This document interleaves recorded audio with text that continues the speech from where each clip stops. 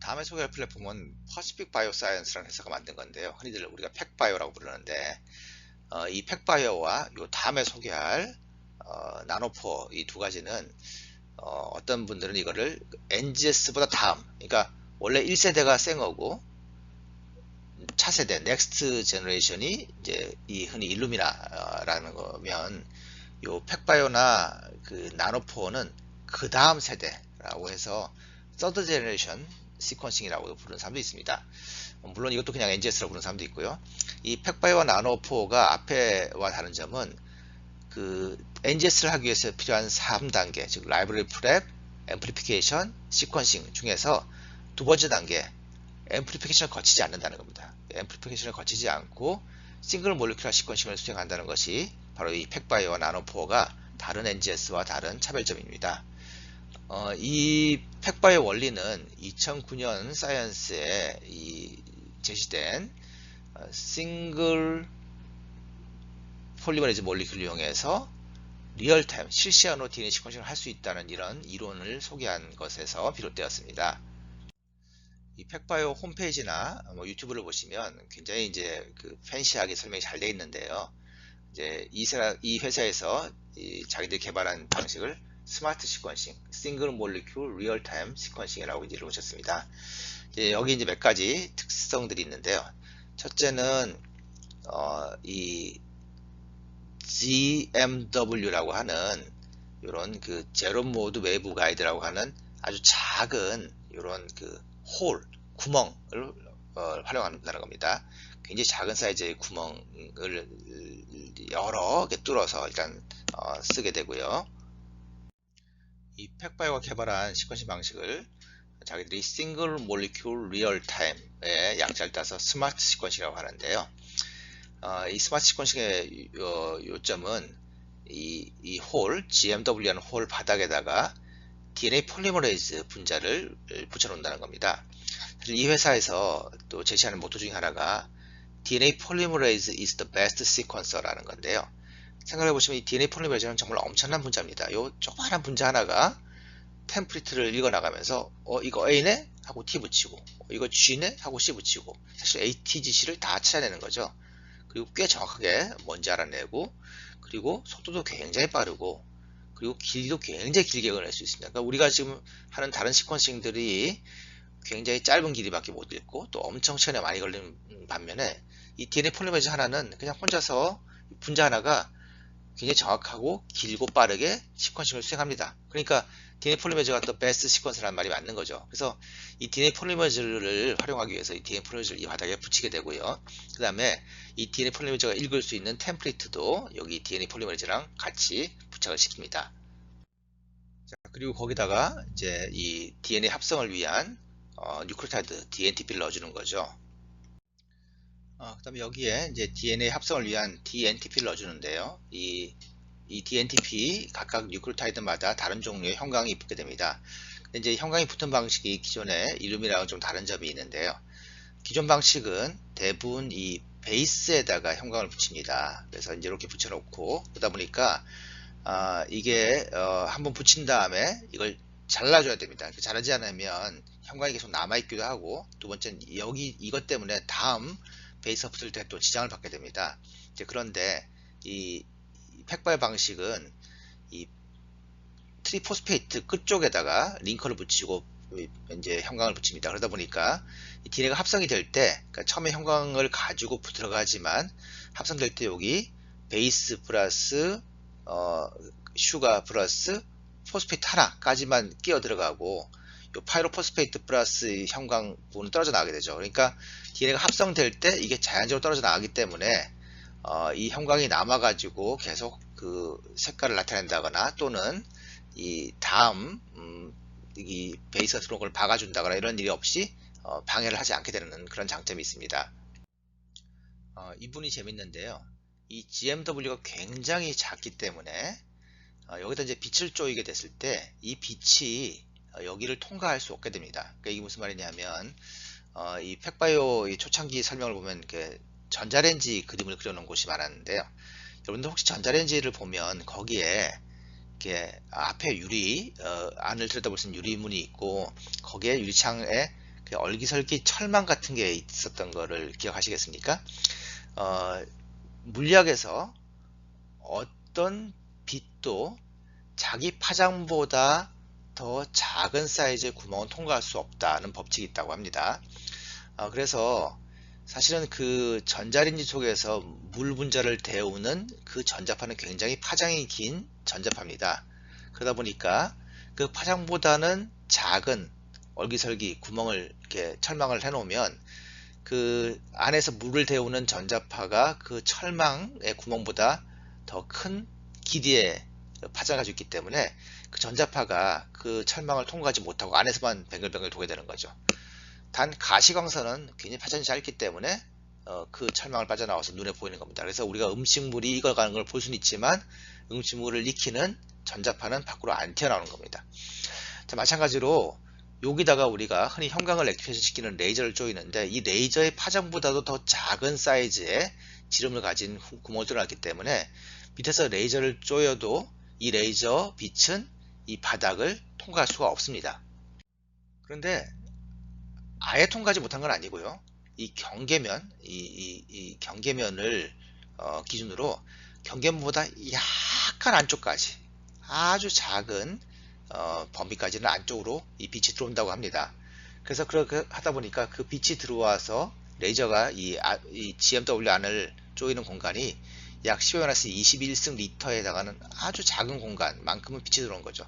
다시 말해서 요 지금 DNA 폴리머레이즈가 있는 요 아주 작은 공간만 빛을 조이는 겁니다. 그러니까 스포트라이트를 비추는 거예요. 레이저를 조일 때 이 공간에 있는 다른 어떤 곳에도 빛이 안 들어가고 이 DNA 폴리머레이즈가 있는 요 공간 10-21승 리터에 해당하는 부분만 레이저 빛이 들어올 수 있도록 그런 구조를 가지고 있는 겁니다. 자, 그러다 보니까 이 홀 안에 여러 종류의 형광 물질들이 막 떠다니고 있지만 그 형광 물질들이 바깥에 이 스포트라이트를 받고 있는 공간, 즉 DNA 폴리머레이즈 바깥쪽에 있는 이 형광 물질들은 전혀 형광을 나타내지 못하고요. 그 DNA 폴리머레이즈가 존재하는 요 자리에 있는 형광 물질만 형광을 나타내게 됩니다. 그래서 지금 이 경우에 만약에 DGTP가 노란색 형광을 띠고 있다면 이 GTP가 바깥에 있을 때는 전혀 색깔을 나타내지 형광을 나타내지 않다가 이게 막 DNA 폴리머레이즈랑 바인딩 해가지고 DNA 폴리머레이즈에 인큐베이션 되는 그 짧은 기간 동안은 여기 머무르다 보니까 이 레이저에서 액티베이션 돼서 여기에 노란색 형광을 나타내는 겁니다. 그러니까 다른 형광 물질들은 여기를 빛을 못 받거나 받더라도 슥슥 지나가다 보니까 아주 짧은 시간 동안 형광을 보이다가 사라지지만 이 특정 뉴클타이드가 DNA에 인큐베이션 되는 것은 그런 다른 몰리큘보다는 조금 긴 시간 동안에 DNA 폴리머레이즈랑 이제 접촉을 하다 보니까 일정 시간 동안 형광이 이 자리에 남아 있으면 그때 이 G가 끼어 들어간 겁니다. 그러니까 만약에 우리가 이걸 관찰한다면 이런 다른 형광들은 이런 노이즈처럼 왔다 갔다 하지만 특정 일정한 시간 동안 거의 한 1초 정도 해당하는 시간 동안 노란색이 보였다. 그럼 그때 C가 들어간 거고요. 또 1초 동안 A가 보였다. 그럼 이게 파란색이 보였다. 그럼 A가 들어가고 이제 이렇게 리딩을 할 수 있게 되는 겁니다. 이 팩바이오 시퀀싱의 가장 큰 장점은 첫 번째 빠르다는 겁니다. 이 DNA 폴리머레이즈가 DNA를 합성하는 것을 리얼타임으로 관찰을 하는 거니까 그러니까 거의 뭐 1초 하나씩 이렇게 인큐베이션 할 수 있으니까 굉장히 빠른 거죠. 그 다음에 또 하나는 길게 읽을 수 있다는 겁니다. 이 DNA 폴리머레이즈는 뭐 특별한 지장이 없으면 거의 뭐 수 킬로베이스까지도 읽는 게 가능하거든요. 그러니까 한 번 읽을 수 있는 리드의 길이가 엄청 긴 거죠. 다만 요런 GMW 홀 자체를 굉장히 많이 예를 들면 일루미나처럼 무슨 뭐 수억 개 이렇게 만들 수는 없지 않습니까? 그러니까 이런 홀 자체가 기껏해야 뭐 몇만 개, 몇십만 개 되다 보니까 스루풋은 좀 문제는 있습니다. 그러니까 리드의 수는 한 번에 읽을 수 있는 리드의 수는 적고 한 리드의 길이는 굉장히 긴 그런 이제 시퀀싱이 이루어지게 되는 겁니다. 이 팩바이오의 또 환상적인 좋은 점 중에 하나는 이 DNA 모디피케이션을 찾아낼 수 있다는 겁니다. 그러니까 소위 말해서 에피지놈 시퀀싱이 가능한 거죠. 이게 이제 그 팩바이오 홈페이지 또는 이 논문에 나온 내용인데요. 예를 들어서 DNA에 메틸레이션이 있을 수 있습니다. 물론 이제 주로 우리 사람 DNA는 C가 메틸레이션 되지만 박테리아 같은 경우는 A도 메틸레이션 될 수 있습니다. 그래서 그냥 A가 있고 메틸레이션 된 A가 있을 경우에 얘가 시퀀싱이 어떻게 달라지는 걸 보면 일반적으로 A가 있으면 T를 넣어야 되는데 그냥 보통 T를 넣을 때 걸리는 시간과 메틸레이션 된 A를 읽어서 T를 넣을 때 걸리는 시간이 다르다는 겁니다. 그래서 이렇게 보통 때보다 좀 더 많은 뜸을 들이고 T를 집어넣었으면 여기에는 아마 메틸 A가 있었을 가능성이 높다라고 이제 판정한다는 거죠. 그걸 우리가 포워드로 읽고 리버스로 읽었을 때 양쪽 둘 다, 그러니까 이 시간이 길어졌으면 이 양쪽에 보통 우리가 그 사람에서 CPG 아일랜드처럼 요 AT 페어에서 이쪽 A도 메틸레이션, 이쪽 A도 메틸레이션 됐을 가능성이 높다는 걸 이렇게 찾아낼 수 있다는 것을 이렇게 소개를 하고 있습니다. 실제로 팩바이오에서는 이런 식으로 DNA 메틸레이션 또는 뭐 아스틸레이션 뭐 등등처럼 우리가 흔히 알고 있는 DNA 모디피케이션마다 조금씩 다 그 이 읽는 패턴이 다르다는 걸 얘기하고 있고요. 심지어는 분명히 좀 다르긴 한데 우리가 아직까지 알고 있는 모디피케이션가 설명되지 않는, 그러니까 뭔가 우리가 모르는 새로운 종류의 모디피케이션이 있는 것 같다. 왜냐하면 뭔가 좀 다르게 읽히기 때문에. 근데 그거는 현재까지 우리가 알고 있는 패턴은 아닌 것 같다. 뭐 이런 그런 새로운 언노운 모디피케이션까지 찾아낼 수 있다는 얘기를 하기도 합니다. 이 팩바이오가 싱글 몰리큘러 시퀀스를 통해서 빠르고 길게 읽을 수 있는 건 좋은데 앞에서 설명드렸던 것처럼 앰플리피케이션 과정을 생략한다는 게 장점도 있지만 단점이 있을 수 있습니다. 우리가 앰플리피케이션 과정을 통해서 클러스터를 만들면 에러가 생겼으니까 DNA 폴리메이저가 가끔 뭘 잘못해서 에러를 생겼어도 그게 다른 몰리큘이 커버해 주기 때문에 그 에러를 무시하고 지나갈 수 있다는 걸 설명한 바 있는데요. 이 경우는 싱글 몰리큘러 시퀀싱이다 보니까 DNA 폴리메이저가 한번 실수해버리면 그 실수를 교정할 방법이 없습니다. 그러니까 A 넣을 자리에 T를 넣고 지나가 버리거나 뭐 그냥 한번 시퀀싱 하는 걸 혹시 한번 놓치고 지나가 버리면 그게 진짜 거기가 뭐 A였는지 뭐 건너뛴 게 있는지 없는지를 찾아내기가 쉽지 않은 거죠. 그래서 이 팩바이오 시퀀싱의 가장 큰 단점, 시퀀싱 에러가 아주 많다. 일루미나보다 굉장히 많다는 장점이 있습니다. 자, 그래서 이거를 또 이제 그 보완하기 위한 새로운 방법이 나왔습니다. 어떻게 하느냐면 이 더블샌드 DNA를 일단 조각을 만들고 이제 되게 이제 롱리드니까 길게 만들죠. 길게 만들고 여기다가 어댑터를 붙이는데 이 어댑터가 이렇게 루프 구조를 가진 어댑터를 붙이는 겁니다. 그러고 나서 라이게이션 시키고 나면 이게 사실은 이렇게 싱글 스트랜드 서큘러 DNA가 만들어지는 거죠. 그런 상태에서 DNA 폴리메이저를 넣고 이 시퀀싱 프라이머를 이미 알고 있는 시퀀스를 넣고 이제 그 다음에 여기서 이게 이제 그 홀 바닥에 붙는 거죠.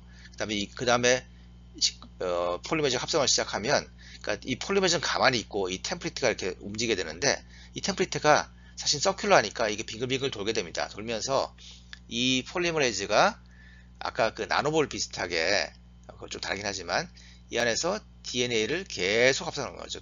이렇게 여러 번 반복해서 합성해야 되는 겁니다. 그래서 이 템플릿가 뱅글뱅글 돌면서 똑같은 자리를 여러 번 반복해 돌다 보면 이게 반복 합성함으로써 이 시퀀싱의 정확성을 올릴 수 있습니다. 그러니까 첫 번째 사이클에서 이게 A였는데 두 번째 사이클에서 그 자리가 또 A고 세 번째 사이클에서 또 A고 또 A면 아 진짜 A 맞나 보다 할 수 있는 거고요.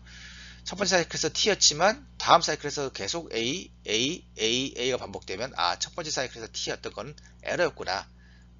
계속 다음 읽을 때마다 계속 이제 이 제대로 된 시퀀스가 나오는 거니까요. 그래서 이런 한 자리를 반복해서 여러 번 읽음으로써 에러를 교정하는 그런 이제 시스템을 도입할 수가 있습니다. 마지막으로 옥스퍼드 나노포 테크놀로지에 대해서 설명드리도록 하겠습니다. 이거 역시 뭐 홈페이지나 또는 여러 동영상에 잘 설명이 되고 있는데요. 간단히 원리만 설명드리면 아주 작은 사이즈 구멍, 이 나노 사이즈입니다. 이 작은 사이즈 구멍, DNA가 겨우 통과할 만한 구멍을 뚫고 거기에 DNA를 통과시킵니다. DNA가 이제 여기를 맞춰 지나가는 거죠. 근데 이제 DNA가 지나갈 때 그 베이스가 A냐, C냐, G냐, T냐에 따라서 구조가 미세하게 바뀌기 때문에 그걸 가지고 여기 전류를 측정해서 방금 A가 지나가는지, T가 지나가는지, C가 지나가는지 읽어낸다는 뭐 그런 내용이 되겠습니다. 좀 더 구체적으로 설명드리면 이 DNA가 통과하는 구멍은 물리적인 구멍이 아니라 실제로 어떤 포어 프로틴, 이 생명체 존재하는 그 포 단백질을 활용을 하고 그걸 조금 더 모디파이해서 DNA 하나가 겨우 들어갈 만한 그런 구멍을 만들었습니다. 이 포 단백질이 속해 있는 이 멤브레인은 전류를 통하지 않는 구조로 되어 있고요. 여기에 이제 포 단백질이 들어감으로써 여기에 전류가 흐를 수 있게 됩니다. 그런데 이제 여기에 DNA 몰리큘이 지나가게 되면 일시적으로 이 구멍을 막게 되는 거죠. 근데 이제 요때 A냐, 뭐 C냐, G냐, T냐에 따라서 구멍이 막히는 정도가 다르기 때문에 이 전류가 바뀌는 형태가 다르게 나타납니다. 조금 더 정확하게 말씀드리면 이 포 구멍에 DNA 스트랜드가 지나갈 때 한 번에 평균적으로 한 6개 정도의 베이스가 이 구멍을 막게 되는데요. 이 6개의 베이스가 어떤 조합으로 막느냐에 따라서 이 전류가 바뀌는 패턴이 다르게 됩니다. 그래서 이게 리얼타임으로 쫙 이렇게 지나가게 되는데 이 지나감에 따라서 이 전류 패턴이 리얼타임으로 바뀌게 되고요. 그거를 약간의 머신러닝 같은 그런 알고리즘을 이용해 가지고 어떤 패턴이 나타났을 땐 되게 이런 베이스다 하는 걸 가지고 이 베이스가 어떤 순서로 지나갔는지를 추적하게 됩니다. 이제 그런 알고리즘을 개발해서 적용하고 있습니다. 실제로 계속 이제 이 회사에서 이제 버전업을 하고 있습니다. 그러니까 이 모토프로테인도 계속 바꾸고 있고, 이 포어 프로테인도 바꾸고 있고, 멤브레인도 계속 바꾸고 있고, 그다음에 실제로 러닝한 컨디션도 계속 바꿔가고 있고, 또 이 리더, 그러니까 각 요 포어에서 전기를 읽어나가는 리더, 그리고 이 패턴을 해석하는 알고리즘 이런 것들을 계속 바꿔나가고 있기 때문에 실제로 초창기보다는 시간이 지나면 지날수록 점점 더 퍼포먼스가 좋아지고 있습니다.